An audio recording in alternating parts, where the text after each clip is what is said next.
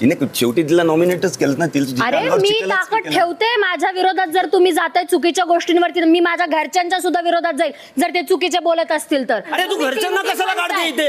इथे फक्त मुद्दा तुमच्या दोघांचा आहे. कशाला पण मी काय सांगते, बिग बॉस मराठीच्या एपिसोड अपडेटमध्ये एक वेगळं वळण आलं आहे. बिग बॉसने घरातील मिस्टर इंडिया कोण ठरणार ह्याचं नॉमिनेशन देखील ठेवलं आहे आणि आता जोडी जोडीने सगळ्यांचं नॉमिनेशन होणार आहे. मुख्य म्हणजे सागर करांडे, ओमकार राऊत यांनी दिव्या आणि दीपाली या दोघींमध्ये नक्की कोणाला नॉमिनेट करायचं यावर चर्चा रंगल्या आहे. पण मध्येच सागर आणि दिव्या या दोघांचं भांडण झालं आहे. तर दिव्या आणि दीपाली या दोघांमध्ये नक्की नॉमिनेट कोण होणार?